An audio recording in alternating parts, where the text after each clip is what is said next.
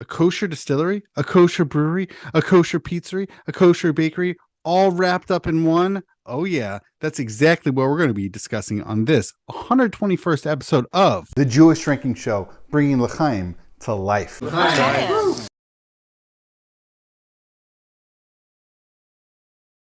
Very excited to welcome first-time guests to the show, both Harmony and Levi Fried. Welcome, Frieds. Hey, thanks for having us.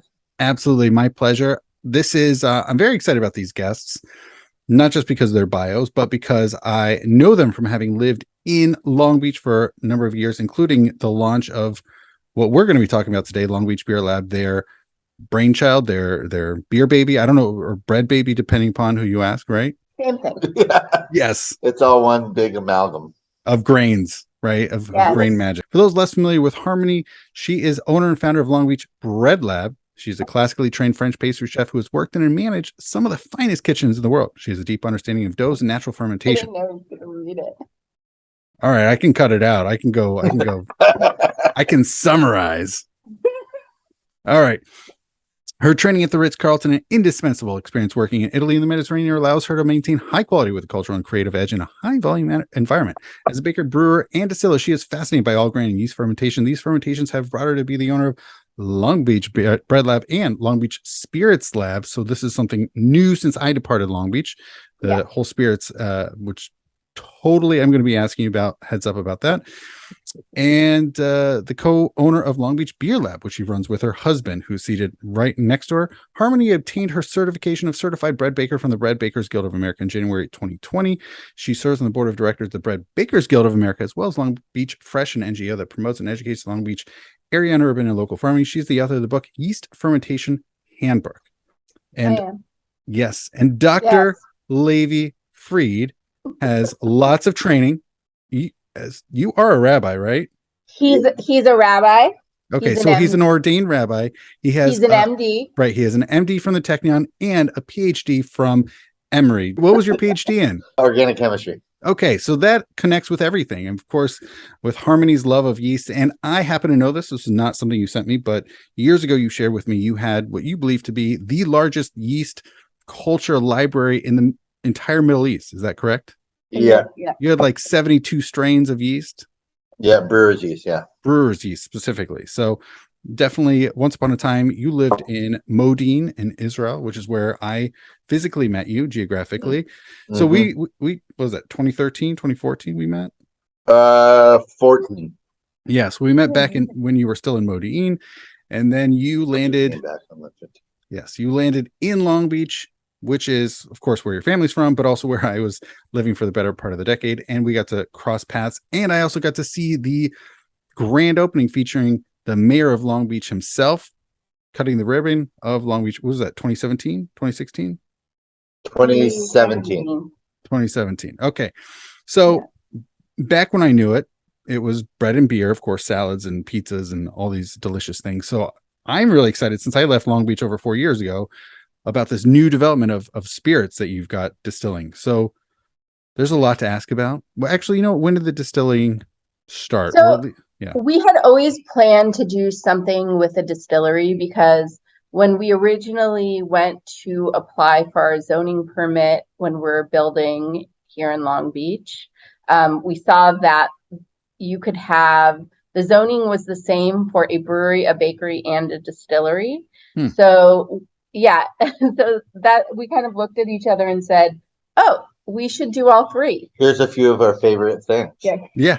A few of our favorite and they all involve grains, right? Well, yeah. The brewery and bakery made sense because it had been something we were doing for a long time.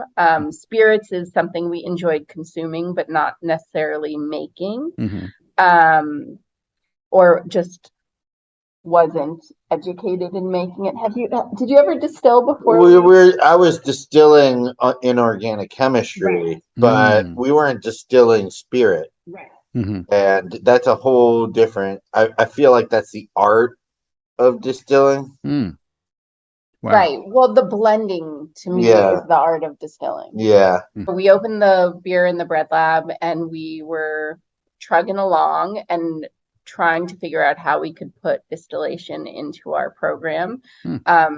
right now, well, if you rewind a couple years, we were just saying that distilling was going to be for sustainability, because it really sucks when you make this huge batch of beer and then you have to pour it down the drain because it tastes bad, something went wrong in fermentation, something what happened to the glycol chiller and your temps are off and everything tastes terrible. It happens to everybody and you have to pour it down the drain because you don't want to serve people bad beer. I saw having a distillery as a way to distill that, put it into barrels and use it in a future time. You're saying to salvage those batches. Yeah. Okay. But another, what we didn't, because another tactic I've heard is to blend it with a different batch. But I guess you're saying of beer. Yeah. But you're saying this is really off beer that you. Yeah. Okay. Well, it depends what's wrong with the beer. Okay, that's fair. Have you ever? It's just like, have you ever added too much salt to soup? Oh, yeah. And like, no matter what you do, you just can't save the soup. Yeah. And then you end up throwing away 3 times as much soup as you did at the beginning. Gotcha. As you had. That's fair. So, right. So you don't want to distilling do is that. a way to salvage that product? Distilling could do that. Yeah. Okay.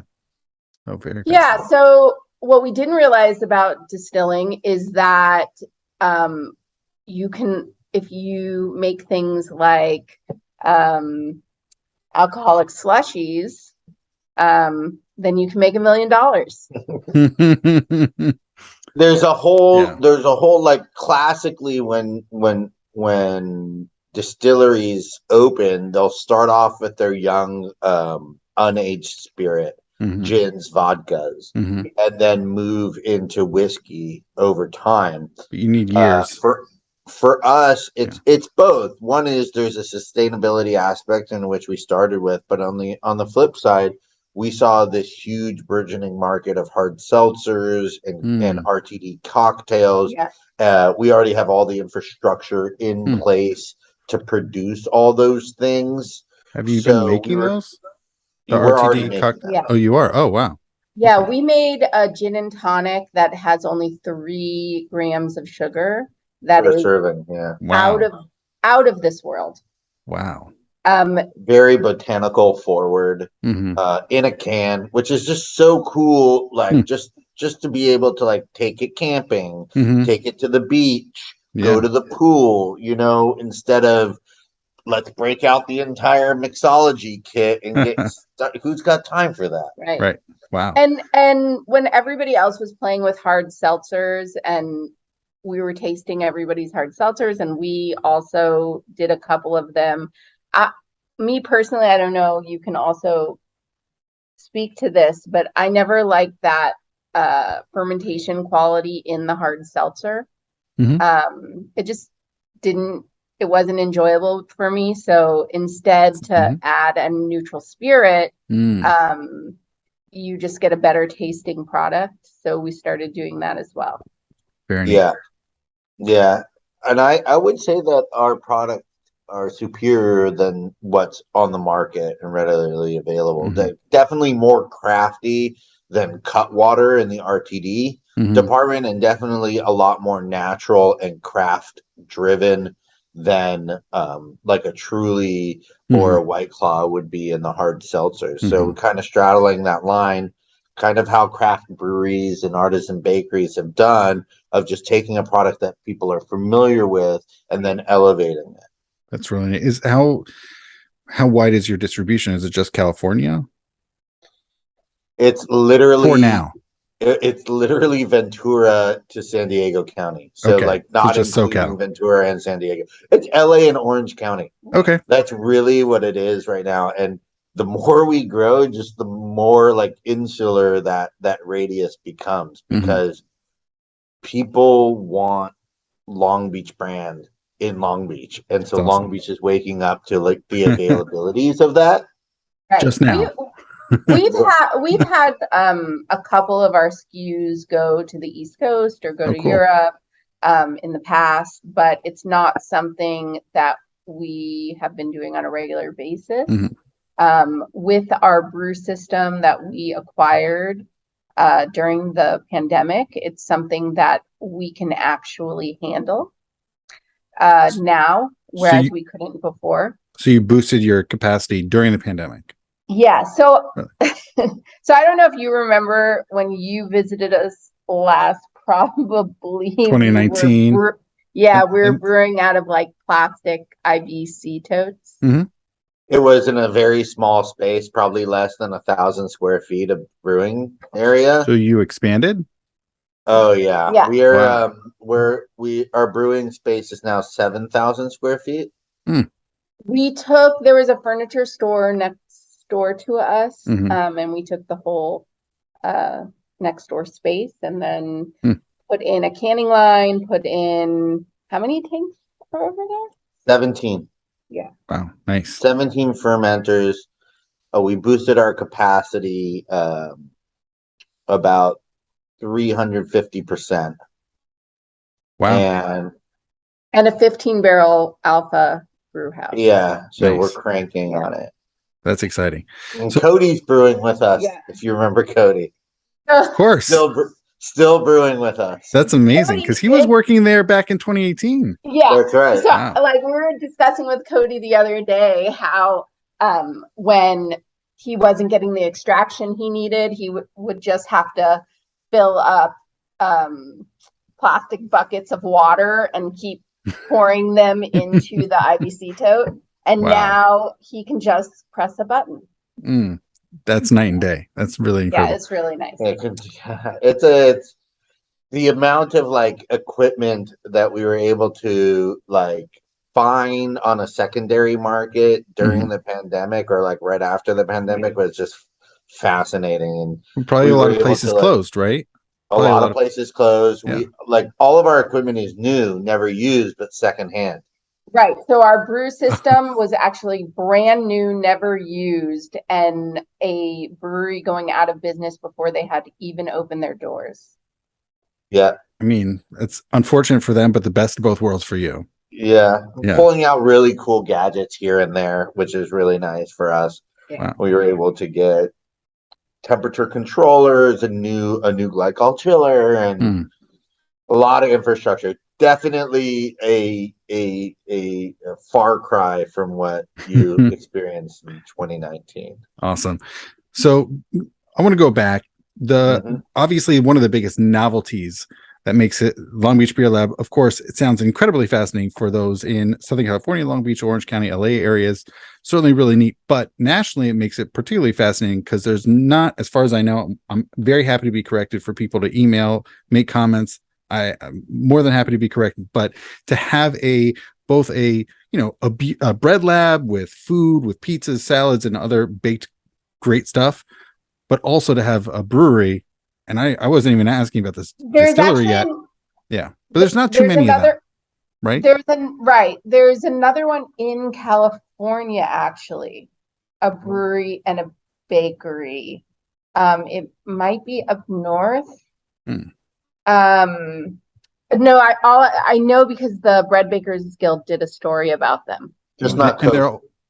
I'm saying kosher certified. I'm saying a kosher certified eatery with bread, with pizzas, with all those things. It's the only one in North America. Exactly. That's what makes it particularly unique, fascinating. I mean, we can go how many in the world beyond Israel? Kosher brewery, there's a kosher brewery in Ottawa that just opened. Okay. But do they also have food going on? No.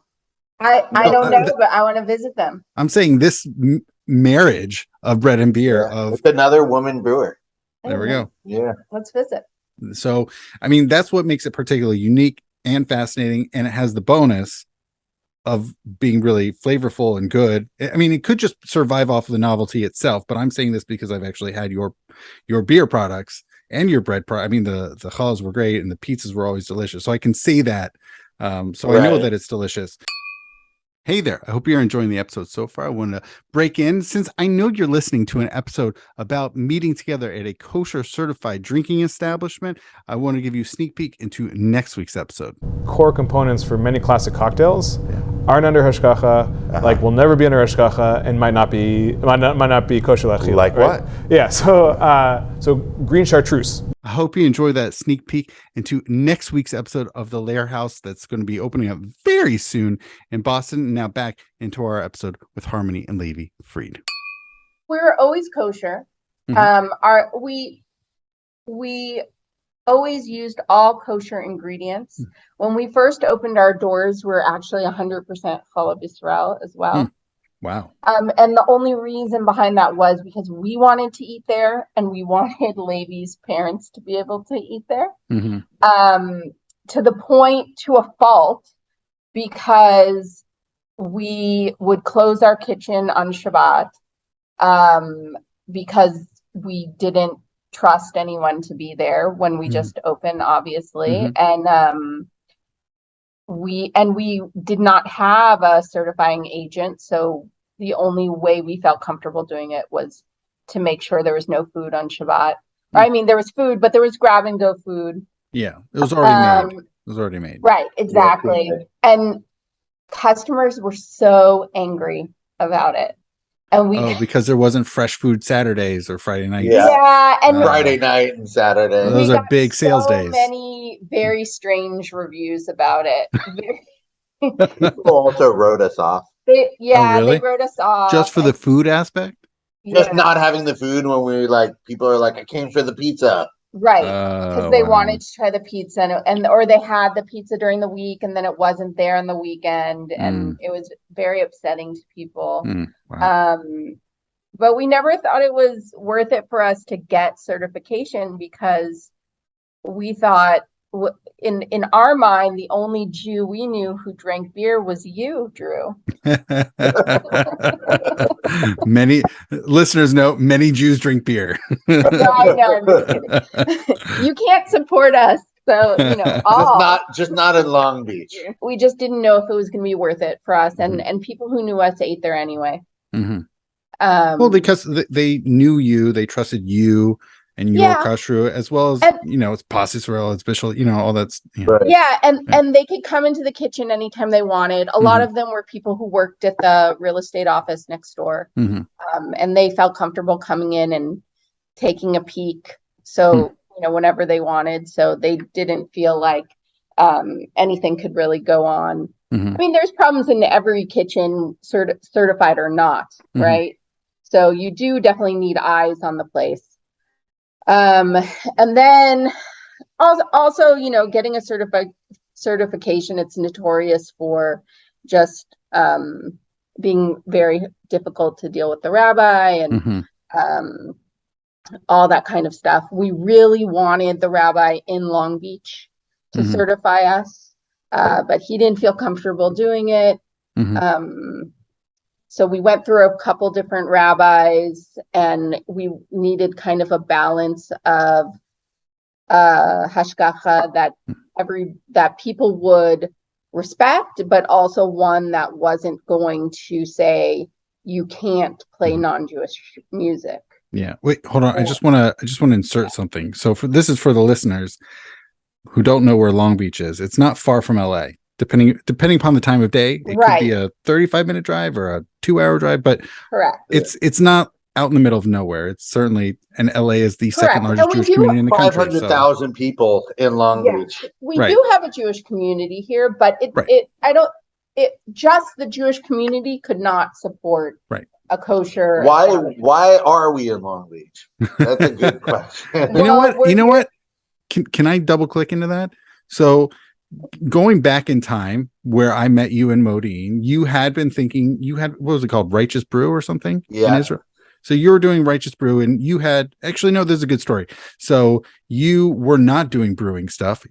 It was a hobby, to be fair, but you were doing sciencey labby stuff, right? Yeah. So you were doing, was it cancer research, drug research? Yeah, cancer research. Cancer research. Well, cancer development. Drug development. Right. So I think from a 30,000 foot sort of view, it looks very strange. Like you're, doing cancer drug development, all these things, and you just want to brew beer. What's going on? But I think you told me, you can have more immediate results from the brewing, right? You can make people happier, improve people's lives more I don't know. You know, you could see the results. The big thing when people ask me, like, why do you want to be a doctor? I want to help people. You know, I want to better their lives. You know, it's like, well, there's a lot of ways that you could do that, you know? Yeah. And as far as we experiment every day, both of us. Yeah. And being able to turn those results super fast and see like the tweaks that we've done and the experiments that we've done, and a lot of times successfully, and has been very rewarding for me. And then there's a lot less paperwork. Yeah. But actually a lot of paperwork lately. Yeah. Okay. You still get that. So how did you decide once you left that and started doing this Righteous Brew in Israel, how did you then land in Long Beach and decide to start from LBBL? Long Beach. Yeah, so that's the big thing. It's like I'm from Long Beach. Harmony is from the Valley. Don't talk about it. So we're not far from home here. We had a lot of when in Israel we tried to open up a business. It was almost impossible without doing it with a local there.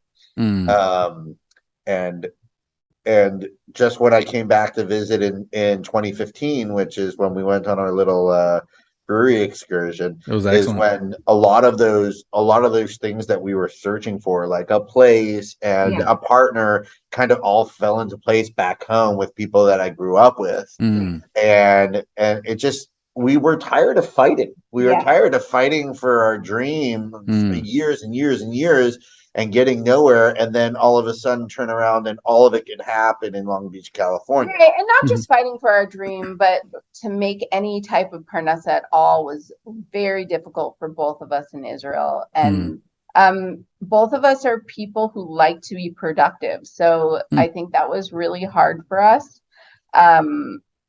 for people to just kind of say to us, well, you don't have to be productive. You could just collect a government check in Israel. That's frustrating. Yeah.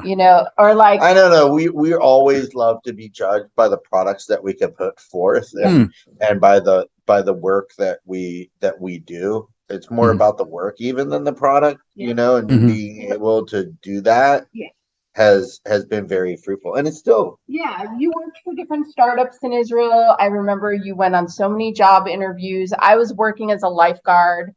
A pool lifeguard. I was told that because I'm a woman, I could not be a beach lifeguard. I even went to the tryouts and suffered a whole day of humiliation.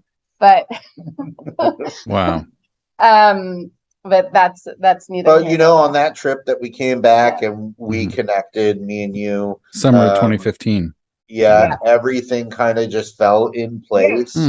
And Harmony, I went back to Harmony and I was like, we could make this happen. And she's like, let's go. You know how in Israel, everyone's like, oh, you'll do better if you have Protexia. In Long Beach, we have Protexia. Well, you had people you could rely upon, dependability.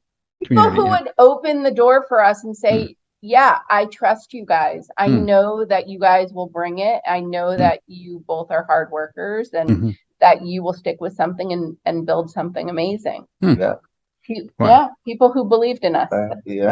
Wow. Shout out to Billy. Yes. So you, after this trip in 2015, so when did you, I should know better, but when did you actually move back to Long Beach and how long was it to then get LBBL off the ground? Almost immediately. February. Yeah. Okay. 2016. And then how long from then because I know you had to go through various governmental agencies and then there was this like weird chicken and egg thing between the federal agency and the local stuff. And I think we opened, a year and a half. We opened in June 2017 and then we kind of soft opened until October, and then we call October like our hard open, grand opening. With the mayor of Long Beach cutting the ribbon. That's right. I was there. Hey there, I wanted to break in again. And just last month, I went out to a couple different places beyond Cincinnati. Pretty crazy, right? And they enjoyed my content here. Hopefully you're enjoying the content here. And they said, we want to have Rabbi Drew come to speak to our folks, to our shul, and talk about Jewish wisdom on drinking, talk about the whiskeys, talk about tastings, and more. And that's exactly what I did. I think they enjoyed it quite well. And if you're interested in bringing me to bring L'chaims to life, feel free to email me at drew@jewishdrinking.com. Thank you. Now back into the show. And when did you start the distilling program? Is that Also during the pandemic. Oh, but we pandemic. were- Okay, 2020. yeah, Okay. we had been in the planning stages in 2019 okay? for that. Speaking of barrels, so I remember back when I still lived in Long Beach that you had, and this is pretty distinct for really any brewery anywhere in North America, but you sourced barrels. So it's one thing to get bourbon barrels to age beers in, but also even wine barrels that had previously contained kosher wine, Yep. Yes. right? From Still have those Yeah. barrels. Gabe Yeah. and Kim and Weiss Mhm. um Of Shiraz. donated of Shiraz Mhm. donated their barrels to us. They've donated delicious wine to us as Mhm. well. Wine that Award winning. I Or- mean, their wine is amazing. Mhm. It's the only wine. they're the only thing better than their wine is themselves. They're just like this most sweetheart of people. Yeah. Mhm. By the way, do you know where they were born? Oh, in Cleveland? Cincinnati, Ohio. Oh, Cincinnati. That's right. Yeah. We've collaborated on so many projects Hmm. together, and we still get barrels from them. Yeah. We Wow. get bottles from them sometimes when Mhm. when I'm running low on wine bottles, and we've also sourced barrels from Jonathan Hajdu Haydu Yep. Yeah. Up up in north. Berkeley, A very and good one. and also from Josh Goodman out of Herzog. Mhm. Oh, nice. So we all of our wine barrels come from kosher sources. That's really great. So So, we've been doing a lot of bourbon barrels lately. uh-huh. So For stouts, for barley wines, and for distilled spirits. Awesome. And then what are you using the wine barrels for? Sours? just sour. Mostly sour beer. Yeah. Okay. So, And we also have a really bitchin' vinegar program. Oh, yeah, Oh. that's by the way brand new. Barrel aged vinegar is very hot, very wow. hot right now in the Yeah. culinary Is that leftover Twin Sons or Shiraz wines? world. No, it's actually made out of beer. So it's malt Oh, vinegar. beer vinegar. Oh, Yeah, beer so vinegar. we actually did do a Shiraz what was it, a Riesling, some vinegar, Hmm. which came out super funky Hmm. and really tart and really beautiful. Hmm. You're talking about vinegars that are unseen in the kosher market. Like Yeah. there's no reference in kosher to Hmm. these types of vinegars. Hmm. So a Huh. lot of it, some of our darker stuff, we'll cook it down so it becomes like a balsamic glaze Hmm. almost. Wow. And we do all our pickling with those vinegars, and we make our salad dressing with those vinegars, Huh. and yeah. Wow. That is really And quite they're fascinating. they're like slightly funky, super tart, Yeah. got great barrel character. Like you Oh, can taste the wow. barrel. Oh yeah, definitely taste the oakiness and smell the oakiness. And I've taught most of my cooks now, I've taught them how to tap the barrels so they can refill the vinegar on their own. That is so Yeah. cool.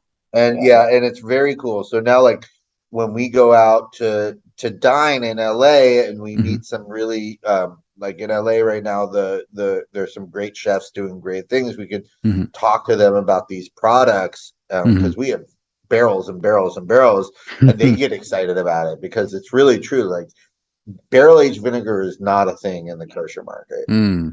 Yeah. I hadn't even heard it. I haven't seen anything like it. So, I mean, do you even see that type of product in LA even? No, we don't. I Yeah. mean, in kosher for sure not. I Yeah. mean, you're talking about people like in the non-kosher world, they would be purveying it, like going out and like searching for artisans that were Oh, wow. making that.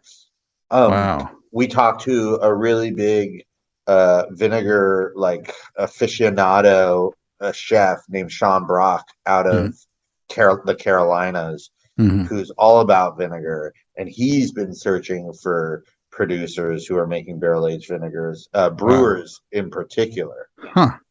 Wow. Sour really beer cool. was once a really big thing. Yeah. Mhm. And we still do sour beer. Not as much as we did at the Our beginning. volume has decreased in sour beer production about 75%. We thought we were going to only be a sour beer brewery Well, so when you, we opened. And how much of that is dictated by demand? Is that you're saying you're adjusting for demand? Everything. I think Really? everything is dictated by demand. Yeah. Okay. So how We're definitely meeting and surpassing demand with our sour beer. Yeah. really? We have too much. So let Too me much ask you this. production. Let me ask you this. So now we're starting to talk about history and sales trends. So over the last half decade since you opened fall 2017 or summer, depending upon hard or soft opening 25 Right. years ago, how have you seen, at least from the demand that are coming into LBBL, what are people asking for? Clearly you created a certain amount of supply of sours and that's not the demand's not there for that. So how else have you adjusted, and I don't know, I guess where were things at? How have they changed? I imagine pandemic threw some wrenches into that, and where you now, as far as whether it's stouts, barley wines, sours, IPAs, hazies, saisons, whatever it is. IPA is king. Yeah. Yeah. I mean, I think there's definitely trends, and but it really also depends where you're located. So Long Beach is very much like a working person's town, Mhm. you know, very blue collar. So people want beer that they can drink a lot of, Mhm. that's Sessionability. refreshing, Mhm. that they, you know, can stop after work and have a pint and not worry about driving home. With a lot of IPAs, you can't do that. They're high ABV. So we find a lot of people in our area like lagers. You're saying more locals. Locals like I lagers. think the locals. I think I would say, and it's unusual, like Harmony is saying, but Long Beach and our neighborhood specifically, blonde, lager, and IPA will all share the center stage together. Wow. Okay. If you look at our top sellers, it's always the summer margarita pizza, and then It's always the summer. That pizza is number one. It is king for a reason. it is. Yeah. But from when what the beers are concerned, you're looking top three are going to be like a lager, a blonde ale, and an IPA. Yeah. Does weekend consumption change? Like, do people come down from I mean, I guess I have two questions. The people who might come down regularly for weekends or from Orange County versus maybe there's a whole other separate question of sort of like destination. If people just happen to be coming in, or people searching LBBL out that they've heard of, they're really interested, see what it's about. So there's definitely trends, but I think that we don't follow the trends because of our kosher certification. And that will, if we can go back to that previous question of, so Rabbi Ben Zakane from LA, I always say LA kosher LA. I don't know which comes kosher LA. Does the LA come first or the kosher? I never remember. But he approached us, I think, about getting certification. He's probably the easiest rabbi that I've ever worked with ever. That's great. And also had this kind of mission to bring good food to the Jewish community. And a cool experience. How is it a cool experience? No, he wants the Jewish community to have a cool experience. I gotcha. Yeah, he's not, it's like, how many times have you gone to a pizzeria in any kosher city in the world, and it's the same, schlump. Greasy. Yeah. It's not even the quality of the food, it's the quality of the experience. You walk in, everything's like really just like cookie cutter. And then you walk into our place and it's a beer hall and it's a production facility. Other kosher stuff. No, I'm just saying I'm not saying that. I'm saying he wanted a kosher establishment that was not a normal experience. I think he is known for seeking out places that wouldn't necessarily be certified if it wasn't for him. And he's also a very holy person and follows halacha and is strict about what is expected of us. So, and holds us to a higher standard because we are from Jews. Because there's been things that happen in the past, and we say, well, such and such place does that, and he says, yeah, but you guys don't own such and such place. So, good response. Yeah. So I think working with him has been good for us and good for the community. And brought in more business than I thought it would bring in. Yeah, so that was the thing is we were unsure about it. So a lot of it relied on cost, right? Right. What is this stuff is going to cost us? He assured us that that we were going to surpass that in business. So during the pandemic, when we needed to do deliveries and we were thinking about delivering up to LA, we opened up our kosher certification, and we found the support and appreciation for that pretty overwhelming. And wow. people came out, and I still come out. Still coming out. So From to get you're back saying to they're your coming other- down from LA? Yeah. Yeah. So okay. to get back to your other question is usually Sundays in like a regular Long Beach hangout would probably be dead, but our place is packed. Wow. So it's packed. It's packed with the Los Angeles Jewish community. And They you come out to Long Beach to like do activities that are not in LA, and there's like parking. the aquarium. Like the aquarium. Yep. Yes. Yep. Or they go down to Newport to the beach for the day and then on their way home, or they go to Disneyland and then on their way home. Yeah.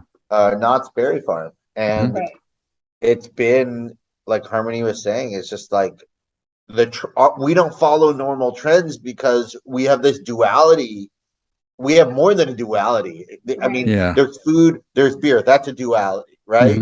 But then we operate as a craft brewery and get the craft beer community in. That's one point. We operate as an artisan kosher bakery, and we get in kosher food fans, right? Also sourdough. And also sourdough community. We have all these niches that we've been. We do a lot of fermentation, foods and vinegars and all that kind of thing. So people who are into that come by and so it's, I would say the people who are doing the craft beer hopping or the flights and they're coming in and I'm going to this, that person is very infrequent compared to locals who are using it as their public house and their regular haunt for beer. The Jewish community as a kosher spot meeting space outside of Los Angeles.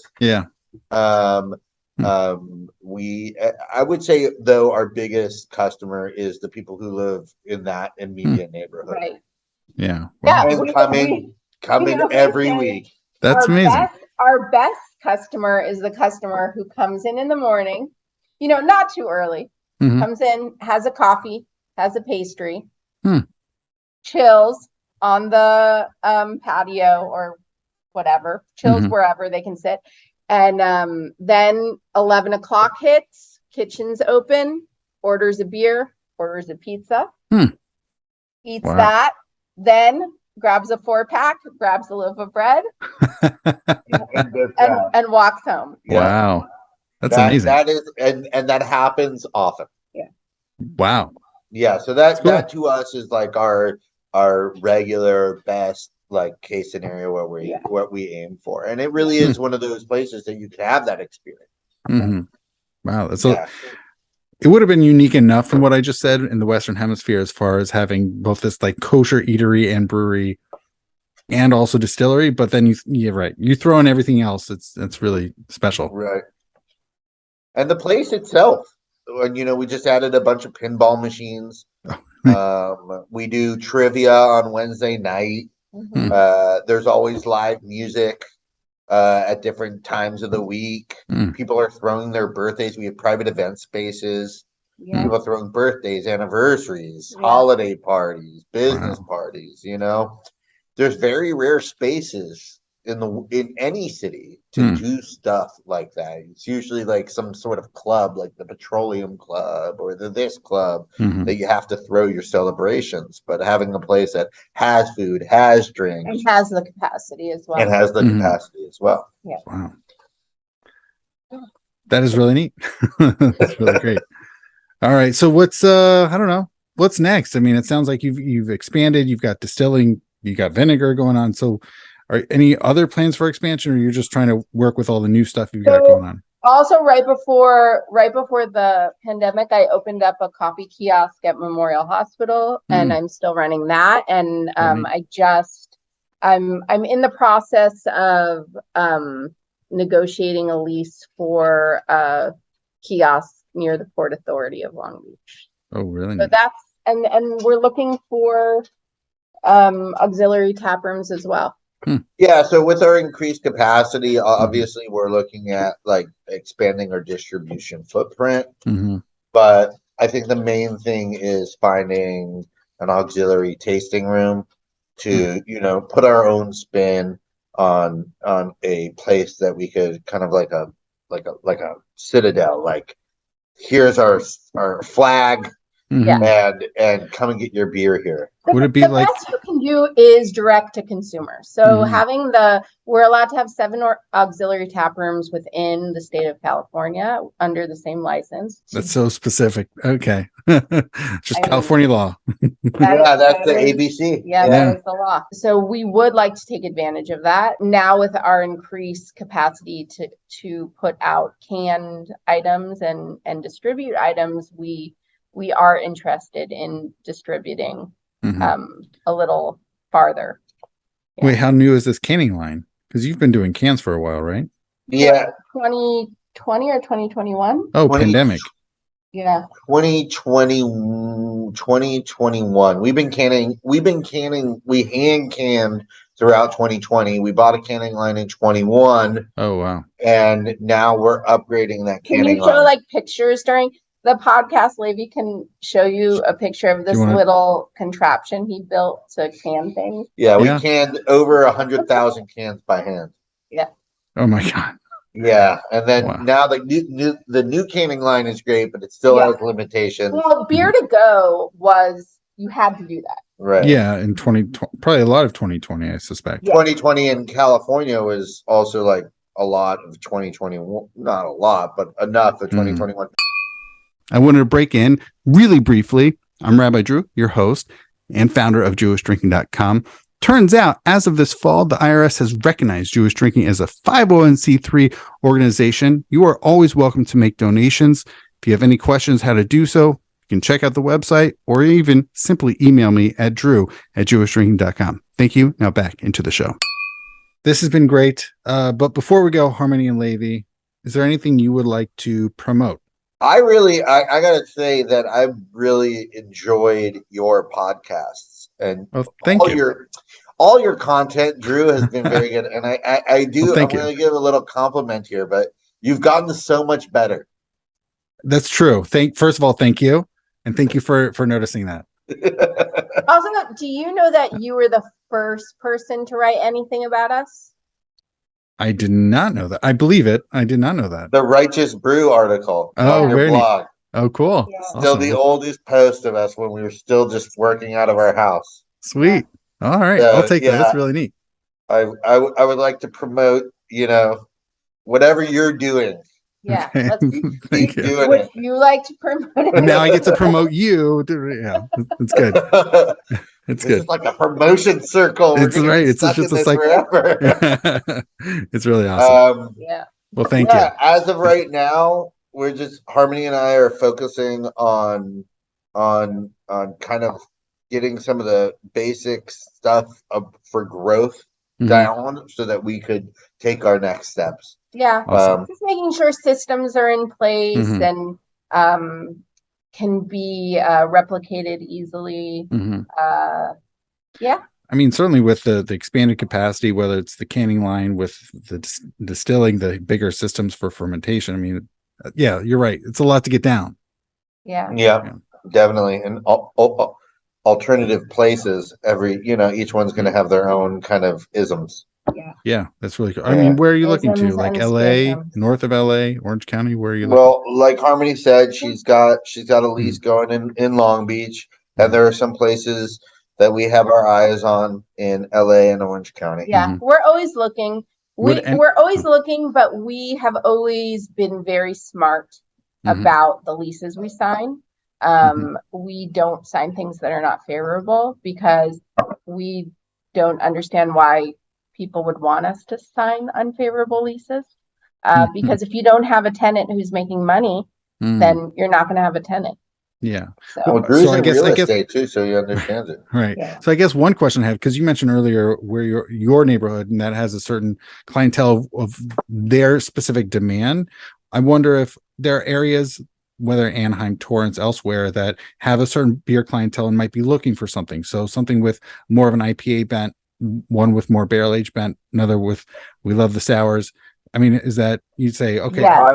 I think that would happen. yeah, Mhm. I think that would happen for sure. yeah, okay, cool. you're totally correct. We'll be on the lookout. We'll be on the lookout. We do stuff. We have right now over 30 taps at the beer lab. Yeah. And there's something for everyone. Yeah, don't let us fool you. We do everything. Okay. We just do more of More of things that are going to sell quicker, Gotcha. right? yeah, as any investor does. This has been very great. Thank you so much, Harmony and Levy and L'chaim. Okay. L'chaim. Right. Family Right. Rafa.